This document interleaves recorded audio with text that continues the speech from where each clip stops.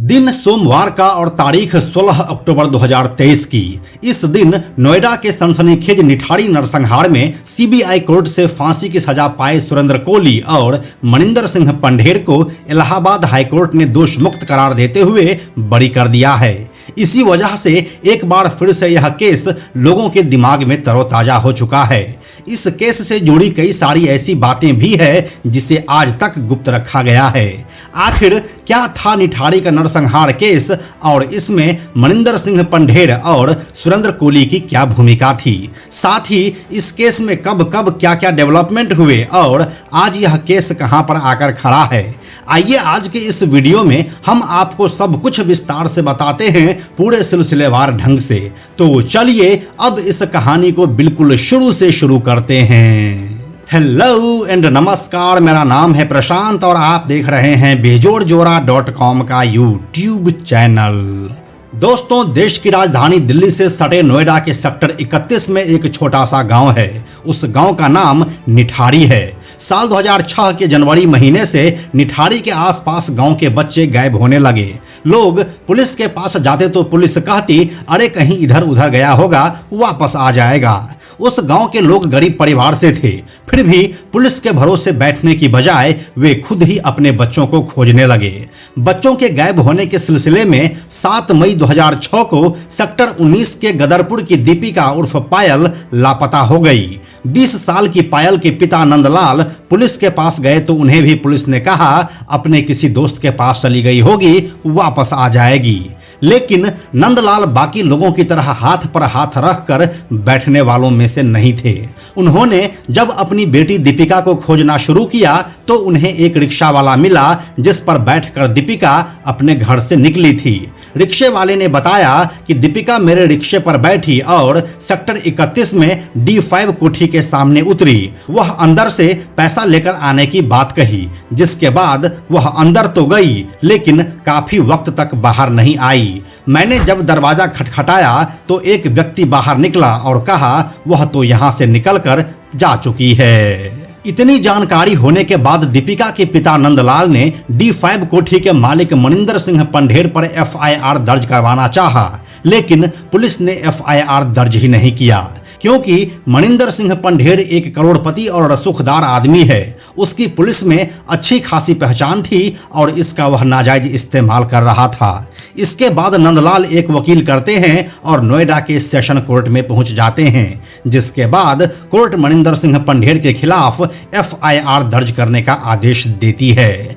अब मनिंदर सिंह पंढेर को यह बात बुरा लगता है कि उसके ऊपर एक लड़की के किडनैपिंग के संदर्भ में FIR दर्ज किया जा रहा है, जिसके बाद उसने FIR रद्द करवाने के लिए इलाहाबाद हाईकोर्ट में याचिका दायर कर दी। उसने कहा कि मेरे बारे में बच्चा चोरी जैसी बातें अफवाह है। कोर्ट ने मनिंदर सिंह पंढेर की दलील को खारिज करते हुए FIR दर्ज करने का आदेश दिया। कोर्ट के आदेश के बाद पुलिस ने FIR दर्ज कर ली। अब पुलिस साल 2006 के अक्टूबर महीने में D5 कोठी की जांच करने पहुंचती है। पुलिस ने वहां पर सब कुछ देखा लेकिन कुछ भी क्लू हासिल नहीं कर सकी। लेकिन फिर उसी साल दिसंबर महीने में कुछ ऐसा होता है जिससे पूरा देश कांप उठता है। गायब हुई लड़की दीपिका के पिता नंदलाल अपनी बच्ची के लिए लगातार कोर्ट कचहरी का चक्कर लगा रहे थे।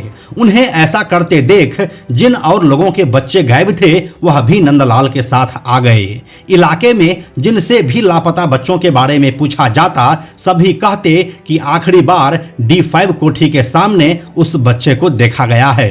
कोठी नंबर D5 में जब लगातार पुलिस का दौरा शुरू हुआ तो आसपास के लोगों ने भी गौर करना शुरू किया। एक व्यक्ति की नजर पंढेर की कोठी के ठीक पीछे नाले में फेंकी गई पॉलिथीनों पर गई। उसने डंडे के जरिए जब उसे बाहर निकाला तो वह सन्न रह गया। उसमें बच्चों के पैर और हाथ के टुकड़े थे। इसकी सूचना मिलते ही बड़ी संख्या में पुलिस वहां पर पहुंच गई। ये तारीख थी 29 दिसंबर 2006 की, जब यह शहर ठंडी के चपेट में था, लेकिन यह खबर ही ऐसी थी जिससे पूरा का पूरा माहौल गर्म हो चुका था। इस दिन पुलिस की टीम ने उस नाले से 19 कंकाल निकाले। सभी में बच्चों और लड़कियों की हड्डियां और कुछ में मांस के टुकड़े लगे हुए थे। देखते ही देखते मीडिया में यह खबर आग की तरह फैल गई। पुलिस के सभी बड़े अधिकारी मौके पर पहुंचे और लगे हाथ D5 कोठी में रहने वाले मनिंदर सिंह पंढेर और सुरेंद्र कोली को गिरफ्तार कर लिया गया। इसके बाद 30 दिसंबर को एक बार फिर से नाले में लोग उतरे तो उन्हें 40 ऐसे पैकेट मिले जिसमें सिर्फ मानव के अंग भरे हुए थे। इसमें भी अजीब बात यह थी कि किसी में भी गर्दन से लेकर पेट तक का हिस्सा मौजूद नहीं था। यह एक ऐसा मामला था जिसे स्टेट पुलिस हैंडल नहीं कर सकती थी, जिसके बाद इस केस को CBI के हैंडओवर कर दिया जाता है। शुरुआती जांच में अधिकारियों को लगा कि इस घर से मानव अंगों की स्मगलिंग हो रही है, इसलिए शायद किडनी, लिवर और दिल निकालने के लिए लोगों की हत्या की गई है। लेकिन तुरंत ही ये बात भी सामने आ गई कि इंसान के बॉडी पार्ट्स को निकालना और उसे ट्रांसप्लांट करना हाई-फाई हॉस्पिटल में ही संभव है, ऐसा किसी के घर में नहीं किया जा सकता है। जिसके बाद अधिकारी अब हत्या के मामलों को तलाशने में जुट गई। जब पूछताछ शुरू हुई तो मनिंदर सिंह पंढेर इस बात को मानने के लिए तैयार ही नहीं थे कि उसने किसी बच्चे की हत्या की है। अब तक तो आप इस बात को समझ ही चुके होंगे कि इस पूरे कहानी के पीछे दो ही लोगों का हाथ था, मनिंदर सिंह पंढेर और सुरेंद्र कोली। लेकिन ये दोनों आखिर कौन थे जो इस तरह की घटनाओं को अंजाम दे रहे थे? इसलिए बाकी कहानी के लिए थोड़ा सा पॉज लेते हैं और आपको इन दोनों के बारे में बता देते हैं। मनिंदर सिंह पंढेर पंजाब का रहने वाला है। उसने साल 2000 में नोएडा में एक कोठी ले ली। शुरुआत के दिनों में वह अपनी पत्नी और बेटे के साथ यहीं पर रहते थे, लेकिन साल 2003 तक दोनों पंजाब शिफ्ट हो गए। जिसके बाद मनिंदर सिंह पंढेर भी बहुत ही कम इस कोठी पर आता था, इसलिए उसने अपने दोस्त से कोई नौकर के बारे में पूछा। दोस्त ने सुरेंद्र कोली का नाम सुझाया जो उत्तराखंड के अल्मोड़ा से था। सुरेंद्र कोली की शादी हो चुकी थी और गांव में उसके पत्नी और 2 बच्चे रहते थे। वह खाना भी अच्छा बनाता था, इसलिए मनिंदर को वह पसंद आ गया और उन्होंने साल 2003 में उसे अपने काम पर उसी कोठी नंबर D5 में रख लिया। अपने बीवी और बच्चों को पंजाब शिफ्ट करने के बाद निठारी का कोठी नंबर D5 मनिंदर सिंह पंढेर के लिए अय्याशी का अड्डा बन चुका था। वैसे तो वह यहाँ पर कभी कभी ही आता था, लेकिन जब भी वह यहाँ पर आता तो वह रात भर के लिए एक कॉल गर्ल बुलाता था। उन लड़कियों के साथ जब वह कमरे में सो रहा होता था तो नौकर सुरेंद्र कोली खिड़कियों के छोटे हिस्सों से अंदर देखने की कोशिश करता। एक बार पंढेर ने दिल्ली के कई दलालों को फोन मिलाया, लेकिन कोई लड़की नहीं मिली। तब उसने पहली बार सुरेंद्र कोली से लड़की का इंतजाम करने को कहा, जिसके बाद सुरेंद्र कोली कहीं से एक लड़की लेकर आ गया। सुबह जब पंढेर चला गया तो कोली ने लड़की के साथ शारीरिक संबंध बनाने की चाहत दिखाई, जिसके बाद लड़की ने हंसते हुए कहा कि तुमसे नहीं हो पाएगा। इस बात से कोली को इतना ज्यादा गुस्सा आया कि उसने वहीं पर लड़की की गला दबाकर हत्या कर दी और फिर उसके साथ दुष्कर्म भी किया। यह सुरेंद्र कोली की पहली हत्या थी, जिसके बाद यह सिलसिला काफी दिनों तक चलता रहा। इन दोनों के बारे में जानने के बाद अब आइए आपको मुख्य कहानी पर वापस लेकर चलते हैं।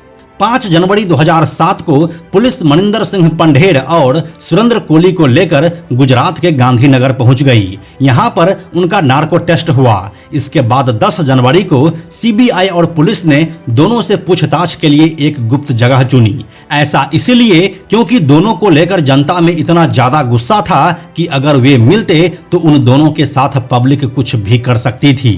पूछताछ के दौरान एक कमरे में सुरेंद्र कोली को बैठाया गया। 4 पुलिस वाले उनसे पूछने लगे।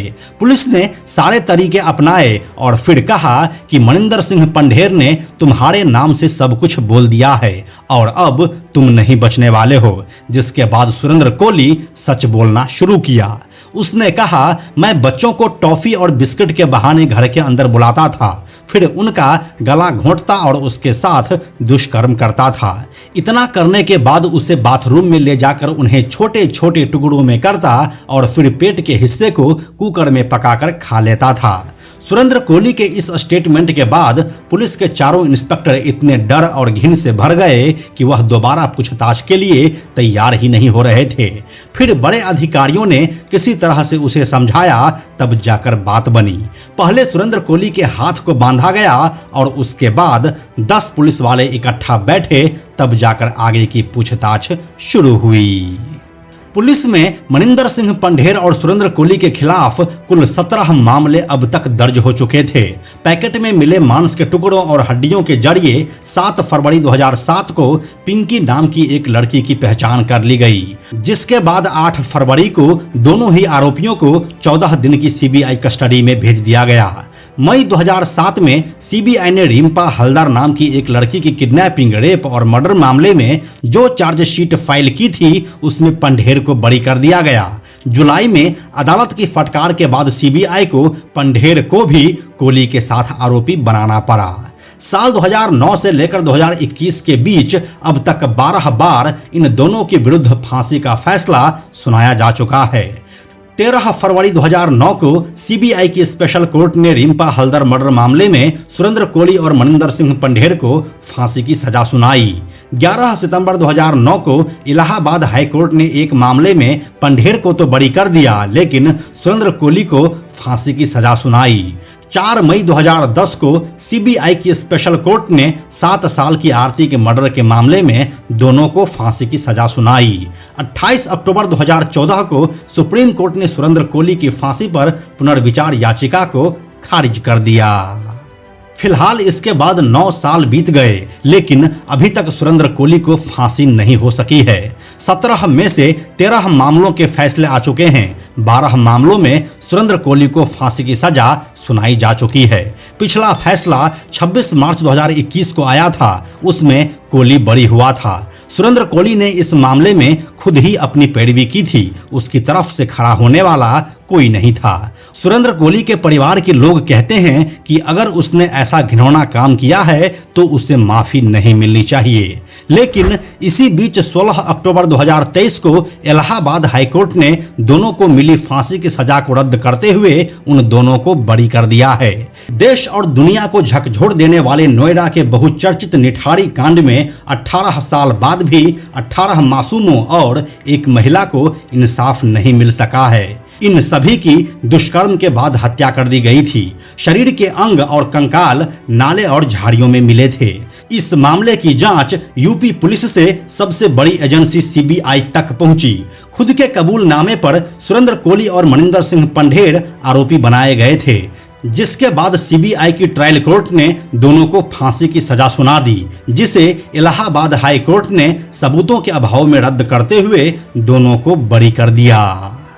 इलाहाबाद हाई कोर्ट ने कहा, जांच एजेंसियों ने अंग व्यापार के गंभीर पहलुओं की जांच किए बिना एक गरीब नौकर को खलनायक की तरह पेश कर उसे फंसाने का एक आसान तरीका चुना। ऐसी गंभीर चूक के कारण मिली भगत सहित कई तरह के निष्कर्ष संभव हो सकते हैं। जबकि सुरेंद्र कोहली की जांच रिपोर्ट में मेडिकल टीम ने कहा था कि वह नेक्रोफिलिया नाम की एक बीमारी से ग्रसित है। इस बीमारी में इंसान को किसी चीज के विरोध होने का डर रहता है। सुरेंद्र कोहली को दुष्कर्म के दौरान लड़कियों के विरोध का डर था, इसीलिए वह पहले उसे मारता और फिर उसके साथ दुष्कर्म करता था। इलाहाबाद हाई कोर्ट ने यह भी कहा कि आरोपी को अपीलकर्ताओं की निचली अदालत से स्पष्ट रूप से निष्पक्ष सुनवाई का मौका नहीं मिला।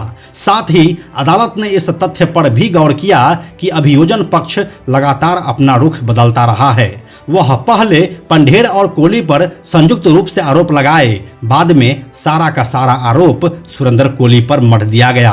कोर्ट ने यह भी कहा कि मानव अवशेषों की बरामदगी मकान नंबर D5 और D6 की सीमा से परे स्थित जल निकासी से हुई थी। पंढेर के घर से कोई बरामदगी नहीं की गई थी, इसीलिए उन दोनों के खिलाफ कोई पुख्ता सबूत नहीं है। इलाहाबाद हाई कोर्ट का कहना है कि पुलिस दोनों को आरोपी साबित करने में विफल रही है। न्यायमूर्ति अश्विनी कुमार मिश्रा और न्यायमूर्ति SAH रिजवी की खंडपीठ ने जांच पर नाखुशी जताते हुए कहा, जांच बेहद खराब थी और सबूत जुटाने की मौलिक प्रक्रिया का पूरी तरह से उल्लंघन किया गया था। जांच एजेंसियों की ऐसी नाकामी जनता के विश्वास से धोखाधड़ी है। खैर, अदालत, पुलिस और जांचकर्ताओं का सच जो भी रहा हो, लेकिन ये सवाल अब भी जवाब मांग रहे हैं कि उन 19 मासूमों की हत्या किसने की, बेरहमी से शवों के टुकड़े किसने किए, दुष्कर्म जैसे घिनौना कृत्य किसने किया, वे नरभक्षी कौन थे जो इंसानी टुकड़ों को पकाकर खाते थे। अगर आपको इन सवालों के जवाब मालूम है तो हमें कमेंट सेक्शन में लिखकर जरूर बताइए। हमें आपके कमेंट्स का इंतजार रहेगा। हम जल्दी मिलते हैं आपसे एक नए कहानी के साथ। अंत में एक और ज़रूरी बात, हमने बेजोड़ जोड़ा का एक टेलीग्राम चैनल भी बनाया है जहां आपको हमारे सारे वीडियोस के लिंक सबसे पहले मिल जाएंगे। इसलिए आप लोग टेलीग्राम पर भी हमसे जुड़ें। टेलीग्राम पर हमसे जुड़ने के लिए सिंपली आप टेलीग्राम ऐप के सर्च में जाकर बेजोड़ जोड़ा लिखिए और चैनल पर जाकर ज्वाइन बटन क्लिक कर दीजिए। आप हमसे जुड़ जाएंगे। यह वीडियो अगर आपको पसंद आया तो इसे लाइक और शेयर जरूर करें। आने वाले वीडियोज़ के लिए बेजोड़ जोड़ा को सब्सक्राइब करके बेल आइकन को टच करना ना भूलें। Thank you so much.